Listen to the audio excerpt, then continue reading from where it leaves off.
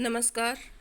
हमने कल देखा था राष्ट्रपति से संबंधित महत्वपूर्ण सभी अनुच्छेद हमने पढ़े थे, जिसमें सबसे ज़्यादा महत्वपूर्ण था अनुच्छेद 61, जिसके बारे में थोड़ी सी जानकारी और बाकी रह गई थी। सबसे पहले तो अनुच्छेद 61 के तहत राष्ट्रपति पर महाभियोग लगाया जाता है। इसकी जानकारी पहले भी दी गई है कि सबसे पहले 1/4 सदस्य, दोनों सदन के 1/4 सदस्य उसके ऊपर हस्ताक्षर करेंगे और नोटिस तैयार करेंगे कि राष्ट्रपति पर महाभियोग लगाना है। फिर दूसरे चरण में क्या होगा? दूसरे चरण में संसद का कोई भी सदन, किसी भी सदन में महाभियोग प्रस्ताव लाया जा सकता है और वो महाभियोग प्रस्ताव 2/3 बहुमत से पारित होगा। उस सदन से फिर दूसरे सदन को जाएगा, वहाँ से भी अगर पारित हो जाता है 2/3 बहुमत से, तो राष्ट्रपति को पद त्याग करना पड़ता है। फिर अनुच्छेद 62 में बताया गया है कि राष्ट्रपति के पद की रिक्तता, तो किन किन स्थितियों में राष्ट्रपति का पद रिक्त हो सकता है? अगर 5 साल कंप्लीट हो गए हैं, यदि त्यागपत्र दे देता है, यदि उसके ऊपर महाभियोग प्रक्रिया लगाई जाती है, अगर राष्ट्रपति की मृत्यु हो जाती है, और या फिर उसके पास वो अर्हताएं नहीं हैं जो कि निर्धारित की गई हैं। इन स्थितियों में राष्ट्रपति का पद रिक्त हो सकता है। और अगर राष्ट्रपति का पद मृत्यु, त्यागपत्र और महाभियोग या किसी अन्य कारण से रिक्त होता है, तो उसको भरने के लिए 6 माह के भीतर फिर से चुनाव कराना अनिवार्य है। और इस मध्यावधि में जब तक चुनाव नहीं हो जाता, तब तक नवीन राष्ट्रपति पद ग्रहण की तिथि से 5 वर्ष अपना पद धारण करता है। ये बात हमने कल भी पढ़ी थी कि जब तक दूसरे राष्ट्रपति का चुनाव नहीं हो जाता है, तब तक जो पहले वाला राष्ट्रपति है, भले ही उसका कार्यकाल कंप्लीट हो गया, 5 वर्ष पूरे हो गए हैं, तब भी वह राष्ट्रपति के पद पर बना रहेगा जब तक कि दूसरा राष्ट्रपति पद धारण नहीं कर लेता है। और अगर राष्ट्रपति की बीमारी है या अनुपस्थित है, तो उस स्थिति में उपराष्ट्रपति उसके जगह कार्यवाहक राष्ट्रपति के रूप में कार्य करेगा। और उपराष्ट्रपति का भी अगर पद रिक्त है या किसी वजह से उपराष्ट्रपति असमर्थ है, तो सुप्रीम कोर्ट का जो मुख्य न्यायाधीश है वह राष्ट्रपति के रूप में कार्य करेगा, मतलब कार्यवाहक राष्ट्रपति के रूप में कार्य करेगा। अगर मुख्य न्यायाधीश भी अनुपस्थित है, तो सुप्रीम कोर्ट का वरिष्ठतम जो न्यायाधीश होगा वह कार्यवाहक राष्ट्रपति के रूप में कार्य करेगा। आपको पता होना चाहिए कि एम हिदायतुल्ला भारत के एकमात्र ऐसे मुख्य न्यायाधीश थे जिन्होंने कार्यवाहक राष्ट्रपति के रूप में कार्य किया। और कब किया? 20 जुलाई 1969 से 24 अगस्त 1969 तक कार्य किया। ये इम्पोर्टेंट प्रश्न है, कई बार पूछा गया है कि पहले कार्यवाहक राष्ट्रपति कौन थे जो मुख्य न्यायाधीश भी थे? तो आपको पता ही है कि ये हिदायतुल्ला भारत के एकमात्र ऐसे मुख्य न्यायाधीश थे जिन्होंने कार्यवाहक राष्ट्रपति के रूप में काम किया। तो ये इम्पोर्टेंट जानकारी हो गई। अभी ये देखो, छोटी सी एक तालिका है, इसमें बहुत अच्छी जानकारी दी है कि राष्ट्रपति को शपथ दिलाएगा उच्चतम न्यायालय का मुख्य न्यायाधीश, उपराष्ट्रपति को दिलाएगा राष्ट्रपति, प्रधानमंत्री को भी राष्ट्रपति, मुख्य न्यायाधीश को भी राष्ट्रपति। देखो, राष्ट्रपति को मुख्य न्यायाधीश और मुख्य न्यायाधीश को राष्ट्रपति, ठीक है।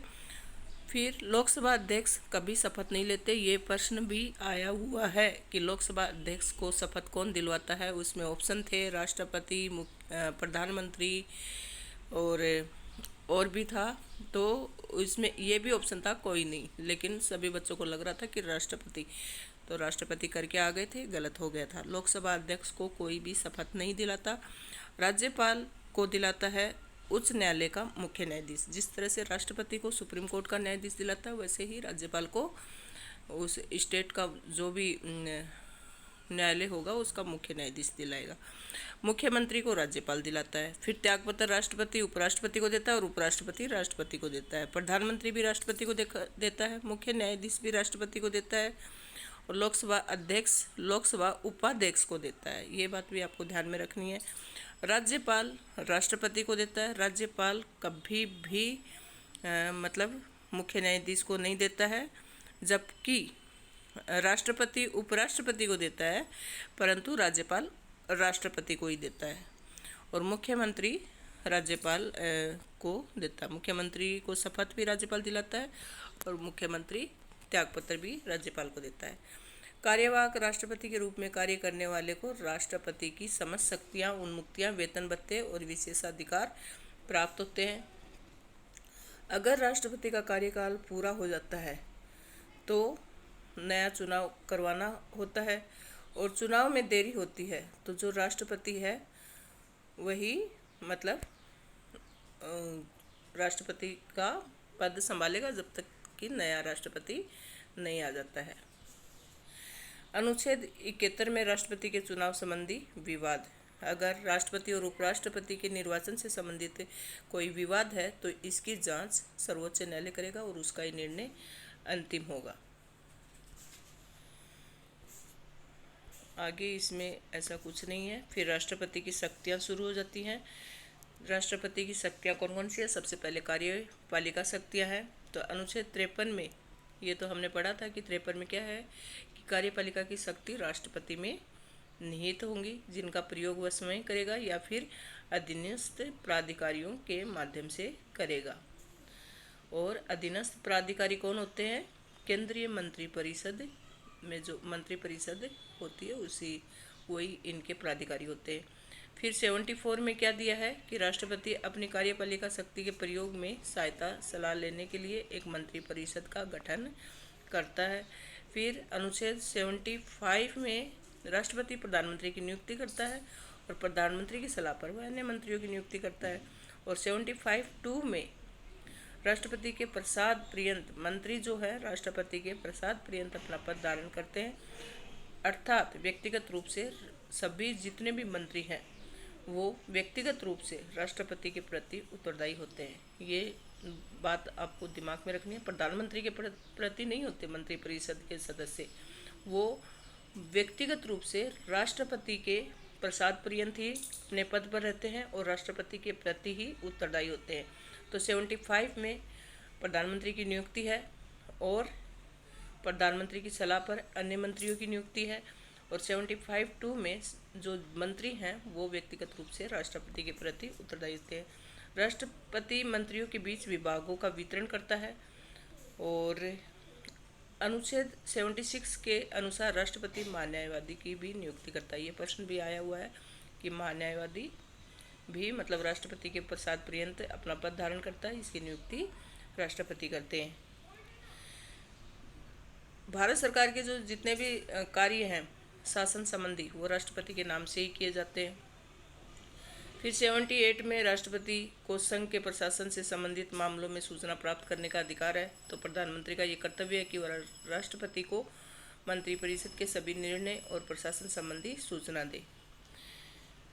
फिर राष्ट्रपति नियंत्रक, महालेखा परीक्षक, मुख्य चुनाव आयुक्त व अन्य चुनाव आयुक्तों, राज्यों के राज्यपाल, वित्त आयोग के अध्यक्ष, सदस्य, संघ लोक सेवा आयोग के अध्यक्ष व सदस्य, संघ राज्य क्षेत्रों के उपराज्यपाल व प्रशासक, दिल्ली, पांडिचेरी के मुख्यमंत्री की नियुक्ति करता है। तो राष्ट्रपति ये सब किन किन की नियुक्ति करता है, इसमें कई बार ऐसा पूछा जाता है कि राष्ट्रपति किन की नियुक्ति नहीं करता और किन की करता है। उच्चतम न्यायालय व उच्च न्यायालय के न्यायाधीशों की भी नियुक्ति करता है। विभिन्न आयोगों की नियुक्ति करता है। अन्य पिछड़ा वर्ग आयोग, अनुसूचित जनजाति, सूचित जाति आयोग, इनकी नियुक्ति करता है। अंतर्राज्यीय परिषद का गठन कर सकता है। 263 आर्टिकल महत्वपूर्ण है।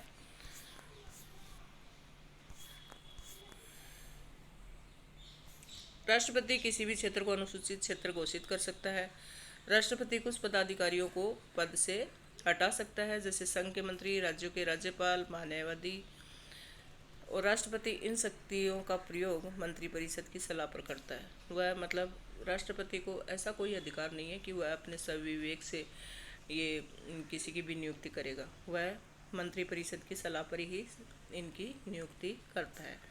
राष्ट्रपति की विधायी शक्तियाँ। कार्यपालिका शक्ति में आपको ये पढ़ना है कि किन की महत्वपूर्ण नियुक्तियाँ मतलब राष्ट्रपति के द्वारा की जाती हैं। तो जितने भी संघ में आयोग हैं और जितने भी संघ के बड़े पद हैं उनकी सबकी नियुक्ति राष्ट्रपति करता है।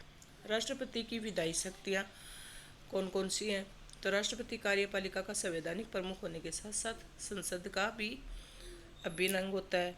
तो इस नाते राष्ट्रपति को विधायी शक्तियाँ हैं। 85 के अनुसार राष्ट्रपति संसद की बैठक बुला सकता है, सत्रावसान कर सकता है, लेकिन संसद के एक सत्र की अंतिम बैठक और आगामी सत्र की प्रथम बैठक के मध्य 6 माह से अधिक अंतराल नहीं होना चाहिए। ये भी महत्वपूर्ण है कि एक साल में 2 बैठक होती हैं संसद की, जिसमें 6 माह का गैप नहीं होना चाहिए, 6 माह से ज़्यादा उसका अंतराल नहीं होना चाहिए। राष्ट्रपति लोकसभा को निश्चित अवधि से पहले भंग कर सकता है, लेकिन लोकसभा के विघटन के लिए उसे प्रधानमंत्री के परामर्श से ही वह लोकसभा को विघटित कर सकता है।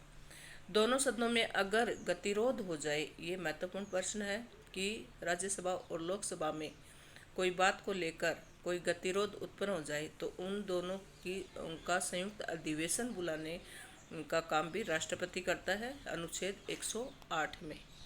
इस संयुक्त अधिवेशन की अध्यक्षता लोकसभा अध्यक्ष करता है। संयुक्त जितने भी अधिवेशन होते हैं मतलब वो बुलाता तब तो राष्ट्रपति करता है, लेकिन संयुक्त अधिवेशन जब भी होता है तो लोकसभा अध्यक्ष उसकी अध्यक्षता करता है।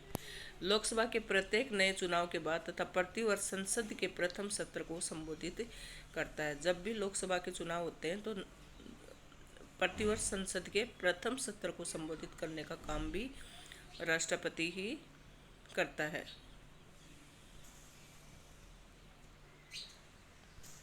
लोकसभा के अध्यक्ष व उपाध्यक्ष दोनों पद रिक्त हो तो लोकसभा के किसी सदस्य को सदन की अध्यक्षता सौंप सकता है। ऐसे ही राज्यसभा में भी वह करता है कि अगर सभापति और उपसभापति अनुपस्थित हो या किसी कारण से तो वह अपने विवेक से किसी भी सदस्य को अध्यक्षता दे सकता है। संसद में लंबित किसी विधेयक पर संसद को संदेश भेज सकता है। फिर इसमें एक ये आर्टिकल महत्वपूर्ण है अनुच्छेद 80, जिसमें वह 12 सदस्यों को मनोनीत करता है। राष्ट्रपति राज्यसभा में साहित्य, विज्ञान, कला, समाज सेवा, ये 4 चीज़ें आपको दिमाग में रखनी है। कभी कभी ऐसे ही प्रश्न पूछ लिया जाता है कि किन किन क्षेत्रों के अनुभवी को मनोनीत किया जा सकता है राज्यसभा में, तो साहित्य, विज्ञान, कला, समाज सेवा।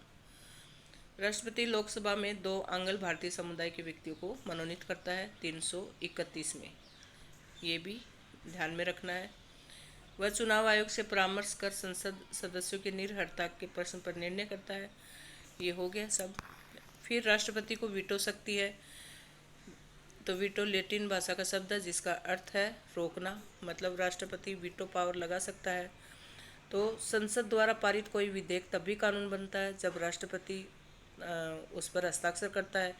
अनुच्छेद 111 के तहत जब विधेयक राष्ट्रपति की सहमति के लिए प्रस्तुत होता है तो उसके पास 3 विकल्प होते हैं, या तो वह स्वीकृति दे देगा, या वह सुरक्षित रख लेगा उस विधेयक को, या फिर वह विधेयक को संसद के पुनर्विचार हेतु लौटा सकता है। मतलब या तो उस पर परमिशन दे देगा, ठीक है भाई ओके कर दो, नहीं तो उस अपने पास ही रख लेगा, या फिर पुनर्विचार के लिए लौटा देगा। लेकिन 2 विधेयक ऐसे हैं जिनको वह लौटा नहीं सकता, उस पर स्वीकृति देनी अनिवार्य होती है।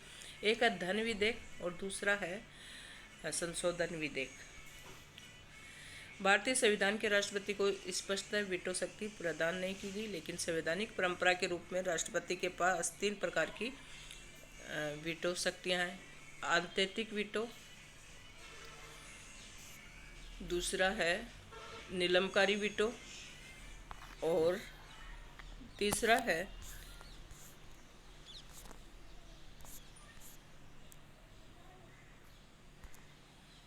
जेबी वीटो। ये सबसे महत्वपूर्ण है। तो जेबी वीटो का मतलब क्या है कि राष्ट्रपति विधेयक पर न तो अपनी सहमति देता है और न ही शक्ति देता है और नई पुनर्विचार के लिए लौटाता है। वह विधेयक को एक अनिश्चित काल के लिए अपने पास लंबित रखता है। तो किसी विधेयक पर राष्ट्रपति कितने दिनों में निर्णय देगा, इसके लिए संविधान में कोई समय सीमा नहीं है। जेबी विटो का सर्वप्रथम प्रयोग राष्ट्रपति ज्ञानी जैल सिंह ने भारतीय डाक संशोधन विधेयक 1986 के संदर्भ में किया था। ये महत्वपूर्ण फैक्ट है। फिर और कोई इसमें जानकारी नहीं है। फिर यह है कि राष्ट्रपति को अध्यादेश जारी करने की शक्ति है, मतलब दोनों सदनों में ही कोई ये नहीं चल रहा है, तब राष्ट्रपति अध्यादेश जारी करता है। अनुच्छेद 123 के तहत राष्ट्रपति को अध्यादेश जारी करने की शक्ति प्रदान की गई है। तो कोई अगर दोनों संसद के दोनों सदन या किसी एक सदन का सत्र न चल रहा हो, तब ये अध्यादेश जारी किया जाता है। बस इसी में यही महत्वपूर्ण है इसमें।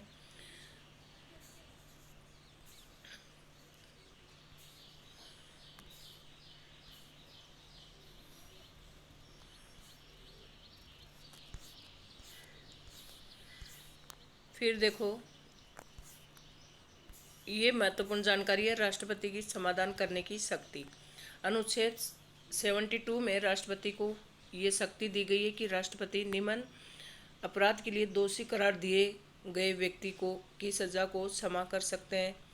तो सबसे पहले है संघीय विधि के विरुद्ध दंडित व्यक्ति को, सैन्य न्यायालय द्वारा दंड में मृत्युदंड दिए गए व्यक्ति को। अनुच्छेद 72 के तहत राष्ट्रपति किसी अपराध के लिए दोष सिद्ध व्यक्ति के दंड को क्षमा कर सकता है अथवा उसका लघुकरण, परिहार, विराम, परिविलंबन कर सकता है। राष्ट्रपति की समाधान की शक्ति न्यायपालिका से स्वतंत्र है। मतलब अगर किसी व्यक्ति को दंड दिया गया, मृत्युदंड की सज़ा सुनाई गई है या फिर साधारण दंड दिया गया, तो राष्ट्रपति को ये अधिकार है कि उसको क्षमा करे या उसमें परिवर्तन करे। तो ये जो परिवर्तन करने की शर्तें हैं ये अलग अलग है, मतलब उसमें लघुकरण, परिहार, विराम, परिविलंबन ये है। तो ये शब्दावली क्या है, कई बार परीक्षा में पूछी जाती है। सबसे पहले तो ये है कि राष्ट्रपति की समाधान शक्ति के दो उद्देश्य हैं, न्यायिक गलती को सुधारने के लिए या फिर दंड का स्वरूप अधिक कठोर होने पर उसका बचाव करने के लिए। सबसे पहले तो ये है कि वह पूर्णतः माफ़ कर दे, मतलब क्षमा कर दे दोषी व्यक्ति को। क्षमा का अर्थ है अपराध कभी हुआ ही नहीं। समाधान एक अनुग्रह है जिसकी मांग अधिकार के रूप में नहीं की जा सकती, तो उसको पूर्णतया माफ़ कर दे, ये पहली शक्ति है राष्ट्रपति के पास। फिर है लघुकरण के दंड के स्वरूप को बदलना, अर्थात मृत्यु दंड को कठोर कारावास में परिवर्तित करना। ये पूछा जाता है कि यहाँ पर राष्ट्रपति लघुकरण का मतलब अर्थ क्या निकालता है। तो दंड मतलब जैसे मृत्यु दंड दिया है तो उसको मृत्यु दंड नहीं देकर उसको कोई कठोर सज़ा, दूसरी सज़ा सुना दे। कठोर कारावास को साधारण कारावास में भी बदल सकता है। अगर किसी को बहुत ही कठोर सज़ा दी गई है तो उसको साधारण कारावास दिया जा सकता है। परिहार का मतलब है कि भाई किसी को 4 साल की सज़ा दी है तो उसको 2 साल की सज़ा दे दे, उसकी प्रकृति में कोई चेंज नहीं करे। मतलब कठोर कारावास है तो कठोर ही रहेगा। वह 5 साल का है तो आपको 3 साल की सज़ा मिल जाएगी, लेकिन वो कारावास आपको भुगतना ही पड़ेगा। कठोर कारावास है तो कठोर ही रहेगा। तो ये प्रकृति में बिना कोई परिवर्तन किए ये परिहार होता है। और लघुकरण का मतलब ये है कि भाई कठोर है तो उसको साधारण बना दो, मृत्यु है तो उसको कठोर में परिवर्तित कर दो। लेकिन परिहार का मतलब ये है कि प्रकृति में चेंज नहीं होगा, जो जैसी सज़ा है वो तो आपको मिलेगी, बस समय लिमिट उसकी थोड़ी कम हो जाएगी। विराम का मतलब है कि दंड को विशेष परिस्थितियों में कम करना, जैसे महिलाएं प्रेग्नेंट होती हैं तो उस स्थिति में उस चीज़ को थोड़े दिन के लिए टाल दिया जाता है। परिविलंबन का अर्थ है दंड पर अस्थायी रोक लगाना, ताकि दोषी व्यक्ति क्षमा याचना या दंड के स्वरूप को बदलने की याचना कर सके। भाई कई बार जैसे तलाक जैसी स्थिति आ जाती है तो उसमें क्या किया जाता है कि 6 महीने के बाद इस पर सोचा जाएगा। 6 महीने तक आपको समय दिया जाता है अपने आप को आपस में एक दूसरे को समझने का। तो वही स्थिति है परिविलंबन। इसका मतलब है कि दंड पर अस्थायी रोक, कि अभी नहीं देंगे, थोड़ा दिन बाद में दिया जाएगा, ताकि सामने वाले को आभास हो जाए, वह क्षमा याचना कर ले। जैसे विशेषकर मृत्युदंड फांसी के संदर्भ में फांसी को टालने के लिए। तो इस तरह से ये शब्दावलियां हैं जो कि आपको ध्यान में रखनी है। फिर है राष्ट्रपति की आपातकालीन शक्तियाँ। ये बहुत ही महत्वपूर्ण है। 352 से 360 आर्टिकल 352 से 360 तक आपातकालीन की शक्तियाँ हैं, जिसमें राष्ट्रीय आपातकाल है 352, राष्ट्रपति शासन, राज्यों में अगर राष्ट्रपति शासन लगाना हो तो अनुच्छेद 356, और वित्तीय आपातकाल है तो 360। युद्ध या बाह्य आक्रमण या सशस्त्र विद्रोह से उत्पन्न स्थिति हुई है तो राष्ट्रीय आपात घोषित किया जाता है। और यहाँ पर एक तालिका दी है, उसके माध्यम से हम समझेंगे इसको शॉर्ट में ही, इतना ज़्यादा पढ़ने की ज़रूरत नहीं है।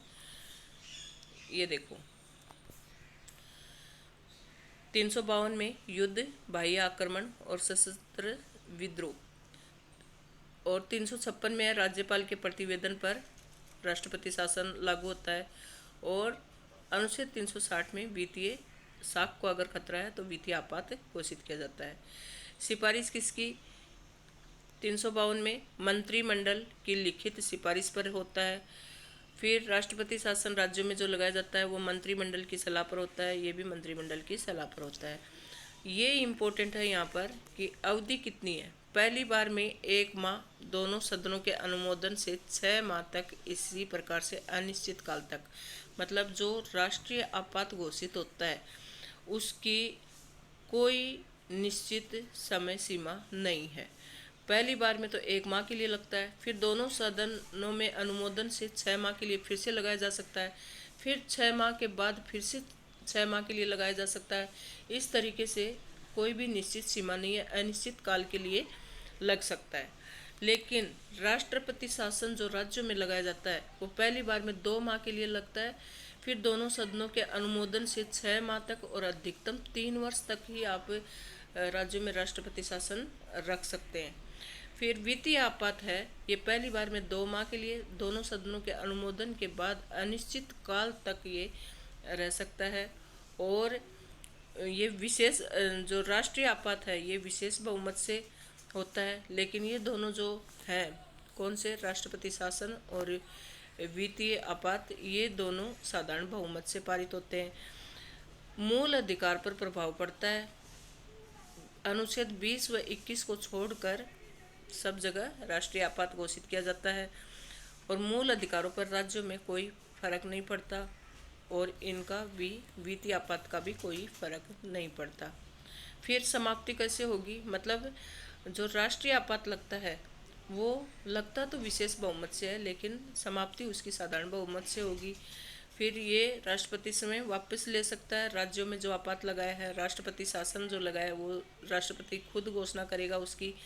और वित्तीय आपात है, राष्ट्रपति कभी भी वापस ले सकता है, संसद के अनुमोदन की आवश्यकता उसमें नहीं है। फिर आगे और कुछ महत्वपूर्ण नहीं है। अनुच्छेद 361 के तहत राष्ट्रपति और राज्यपालों को कई प्रकार की उन्मुक्तियां और विशेषाधिकार प्रदान किए गए हैं, इसमें कुछ महत्वपूर्ण नहीं है।